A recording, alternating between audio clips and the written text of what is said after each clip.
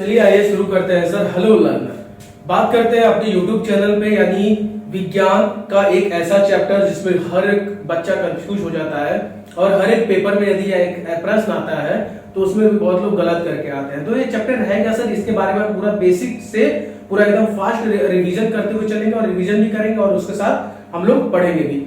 यानी हर एक चीज आया कहां से है, किसके बारे में क्या होता है, और अम्ल क्या होता है, क्षार क्या होता है, लवण क्या होता है, पीएच मान कितना किसका कितना होता है, सारी जो एग्जाम में आपका आएगा। यानी कोई भी अगर यदि आप एग्जाम की तैयारी कर रहे हैं तो ये वीडियो आपके लिए बहुत ही इंटरेस्टिंग वीडियो होने वाली है सर, छोड़ के जाइएगा मत। और यदि आप एनसीईआरटी फाउंडेशन बैच करना चाहते हैं तो सर ये वीडियो आप जरूर देखिएगा, अपने उन दोस्तों तक शेयर करिएगा जो इस चैप्टर को खत्म नहीं कर पा रहे हैं। यानी एनसीईआरटी के हर एक चैप्टर को खत्म करना अब हमारा एक परम उद्देश्य और परम लक्ष्य है।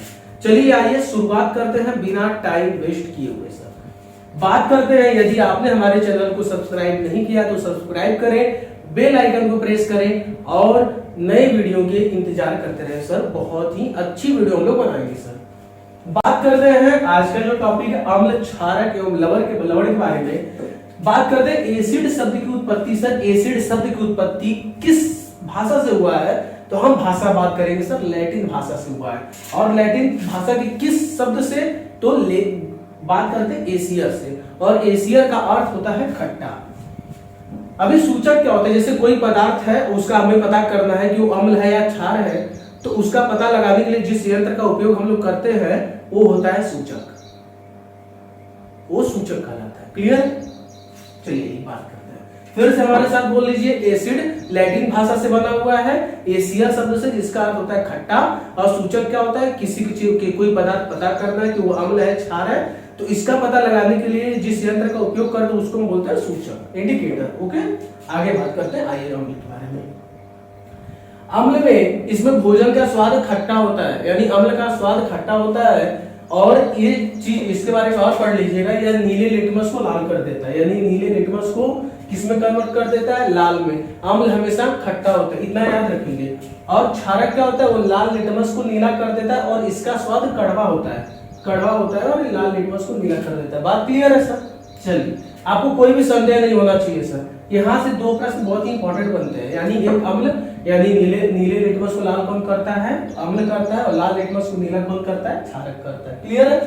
चलिए आइए, लिटमस बोला गया, लिटमस जो बनता है वो किस पौधे से प्राप्त होता है, तो लिथेन पौधे से प्राप्त होता है। किस समूह का है, तो थैलोफाइटा समूह का यह लिटमस है। ठीक है, और इस जो मतलब ये जो लिटमस होता है ये क्या होता है, न अम्लीय होता है और न क्षारीय होता है, और इसका रंग बैगनी होता है, यानी वायलेट से याद रखेंगे, इसका रंग कैसा होता है, बैगनी होता है, लिटमस। यानी अब हम इसमें बात करेंगे, लिटमस जो होता है लिथेन पौधे से प्राप्त होता है। क्लियर है? चलिए अब बात करते हैं अम्ल या क्षारक। इसमें पूछा जाता है अम्ल या क्षारक का उदाहरण क्या है, तो अम्ल क्षारक का उदाहरण है लाल पत्ता गोभी, हल्दी। अब एक बार ऐसे पूछा गया था यूपीएससी में प्रश्न आया था कि अम्ल क्षारक का निम्न में से क्या उदाहरण है। 4 ऑप्शन दिए हुए थे जिसमें हल्दी भी ऑप्शन में था, तो वहां पे कई लोग कंफ्यूज हो गए थे वहां पे।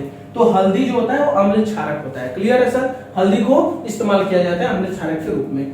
बात करते हैं लवण के बारे में। लवण को इंग्लिश में बोलते हैं साल्ट, यानी नमक। अब ये जो इसके जो ऐसे धातु होते हैं वो अम्ल और हाइड्रोजन, यानी हाइड्रोजन कोई भी धातु ले लो, उसके साथ क्रिया करके क्या करते हैं, हाइड्रोजन के रूप में विस्थापित कर देते हैं। यानी पहला तो एक साल्ट बनाते हैं, लेकिन हाइड्रोजन के रूप में उसको क्या बोलते हैं, विस्थापित कर देते हैं। इसका अगर एज ए रिएक्शन हम कुछ देखें तो जैसे मान लीजिए कोई अम्ल है और कोई धातु है, इन दोनों को मिला के उसका यदि रिएक्शन हम कराए तो क्या बनता है, लवण बनता है और हाइड्रोजन का विस्थापन हो जाता है। करते हैं क्षार की, यानी क्षार क्या होता है, ये जल में घुलनशील जो क्षारक होते हैं, यानी जो जल में घुल जाते हैं क्षारक, उसी को बोलते हैं क्षार। यानी जल में पूरी तरीके से घुल जाते हैं, थोड़ा सा विशेष नहीं बचता है, इतना याद रखना है। और इसका स्पर्श क्या होता है सर, साबुन की तरह होता है, यानी झाग की तरह। तो इसका स्वाद कड़वा होता है। एक बात और याद रखना, क्षार को छूना नहीं है, हानिकारक हो जाता है, चखना भी नहीं है। क्षार को छूना नहीं है। यदि प्रश्न में पूछा गया किस चीज को छूना या चखना नहीं चाहिए जो कि हमारे शरीर के लिए हानिकारक है, तो क्षार है। क्लियर है सर? आइए बात करते हैं। इसकी प्रकृति कैसी होती है? संक्षारक होती है सर। बात प्रश्न पूछा जाएगा निम्न में से किसकी प्रकृति संक्षारक होती है? तो क्षारक की।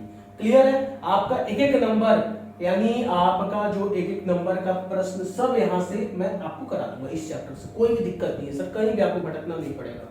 इतनी बात याद रखिएगा आप सब। लेकिन आप इस वीडियो को इतना आप लोग प्यार दीजिएगा, इतना प्यार दीजिएगा कि आने वाले सेकेंड पार्ट्स को, यानी जो इसका अगला नेक्स्ट चैप्टर होगा, हम लोग उसको दिल जान से पढ़ाएं सर। इतना तो प्यार जरूर बनाइएगा।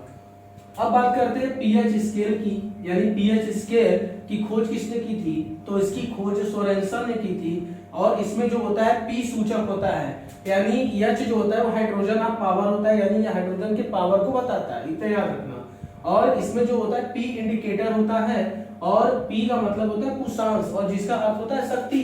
हमने बताया ना पावर ऑफ हाइड्रोजन, यानी पी का मतलब पावर यानी शक्ति, यानी कुशांश से याद रखेंगे इसका अर्थ होता है शक्ति। जो हाइड्रोजन के पावर को बताए वो होता है पीएच स्केल। और इसमें नंबर कितने होते हैं? सर 0 से 14 तक होते हैं। क्लियर है? 0 to 14। ओके, अब बात करते हैं, मैंने एक स्केल लिया, इसमें 0 से 14 तक मैंने कोई नंबर लिखा। अब मुझे पता करना है कि अम्ल है, क्षार है, लवण है। तो हम बात करते हैं यदि 7 से कम है तो वह अम्ल है, यदि 7 है तो उदासीन है, और 7 से ज्यादा है यानी 8 है, 7.2 है, 4, 5 है, तो इस तरीके से हम पता करेंगे वो क्षार है। क्लियर है? ये स्केल आपको बहुत शॉर्ट ट्रिक में याद रखा है, मतलब इसको आप याद रख सकते हैं कि 7 से कम है तो अम्ल है, 7 है तो उदासीन है। जैसे शुद्ध पानी क्या है? शुद्ध पानी का पीएच मान होता है 7, तो यानी जो 7 है वो क्या है? शुद्ध पानी उदासीन है। उदासीन का मतलब होता है इसका कोई स्वाद नहीं होता है सर। इतना बात आप लोग जरूर याद रखेंगे कि उदासीन का स्वाद नहीं होता, रंग नहीं होता, कुछ भी नहीं होता है। और जो क्षार होता है हमने बताया यह स्वाद में कैसा होता है सर? कड़वा होता है। इसका पीएच मान कितना होता है? 7 से अधिक होता है। इतनी बात। अब बात करते हैं यानी कौन सा अम्ल कहाँ पाया जाता है, किसके में पाया जाता है। यानी अभी भी अगर आपने हमारे चैनल को सब्सक्राइब नहीं किया है तो जरूर सब्सक्राइब करें, और अब इस वीडियो को लोगों तक जरूर शेयर करें। आप लोगों से बहुत, आपने हमारे चैनल को सब्सक्राइब नहीं किया तो प्लीज सब्सक्राइब जरूर करें, शेयर करें अपने दोस्तों तक जो तैयारी कर रहे हैं। बात करते हैं नेम ऑफ एसिड, यानी अम्ल के नाम इस तरफ है और एक कहाँ पाए जाते हैं वो इस तरफ है। तो हम बात करते हैं पहले अम्ल की, यानी एसिटिक अम्ल कहाँ पाए जाते हैं? विनेगर में। पूछा गया कि मान लो एसिटिक अम्ल निम्न में से किस में पाया जाता है, तो आप चूज करेंगे विनेगर यानी सिरका में। क्लियर है? अब बात करते हैं फॉर्मिक अम्ल। फॉर्मिक अम्ल सर मधुमक्खी और चींटियों के डंक में पाया जाता है, स्टिंग में पाया जाता है फॉर्मिक एसिड। फॉर्मिक अम्ल यानी जो चींटियां काटती हैं, जो हमारा फूल जाता है शरीर, बॉडी हमारे फूल जाते हैं, वहां पे उसको बोलते हैं दिदोरा टाइप सा, ऐसा कुछ। आपकी भाषा में क्या कहते हैं उसको कमेंट में जरूर बताइएगा। तो एंड जो जब काटता है, मधुमक्खी काटती है, तो हमारे जो जहां पे काटता है उस बॉडी का पार्ट जो होता है थोड़ा सा फूल जाता है। तो जो फूलता है उसमें कौन सा अम्ल होता है? तो फॉर्मिक अम्ल होता है। इतनी याद रखें, फॉर्मिक अम्ल हमारे शरीर को फुला देता है, उस चीज को थोड़ा सा देखने में अजीब सा लगता है। सिट्रिक एसिड यानी साइट्रिक एसिड जो होता है वह साइट्रस फ्रूट में पाए जाते हैं। जैसे साइट्रस फ्रूट का मतलब होता है ऑरेंज, लेमन्स, यानी खट्टे अम्ल में। इतनी बात क्लियर है सर? चलिए आइए बात करते हैं लैक्टिक अम्ल, यानी दूध से दही बनना में कौन सा अम्ल यूज होता है? तो यही होता है सर लैक्टिक एसिड। अधिकतर प्रश्न पूछा जाता है कि दूध से दही बनने में किस अम्ल का प्रयोग होता है? तो लैक्टिक अम्ल का प्रयोग होता है। और इसमें जो होता है लैक्टोबैसिलस नामक जीवाणु जो होता है दूध से दही बनने में सहायता करता है, यानी कर्ड। यानी दही में कौन सा अम्ल पाया जाता है? लैक्टिक अम्ल पाया जाता है। इतनी बात याद रखेंगे। अब बात करते हैं ऑक्सैलिक, इसको बोलते हैं, मतलब ऑक्सैलिक में मतलब किसमें पाया जाता है? तो स्पिनच में, मतलब कि पालक में, इसको बोलते हैं पालक। और एस्कार्बिक अम्ल को विटामिन सी भी बोलते हैं। क्या बोलते हैं? Vitamin C. विटामिन सी का रासायनिक नाम है एस्कार्बिक अम्ल। एस्कार्बिक अम्ल कहाँ पाए जाते हैं? जितने भी खट्टे चीज होते हैं, यानी जितने भी साइट्रस फ्रूट होते हैं वहां पे पाए जाते हैं। साथ में जैसे एज एग्जांपल ले लो आप, आंवला ले लो, इमली ले लो, इन सब में क्या पाए जाते हैं सर? एस्कार्बिक अम्ल।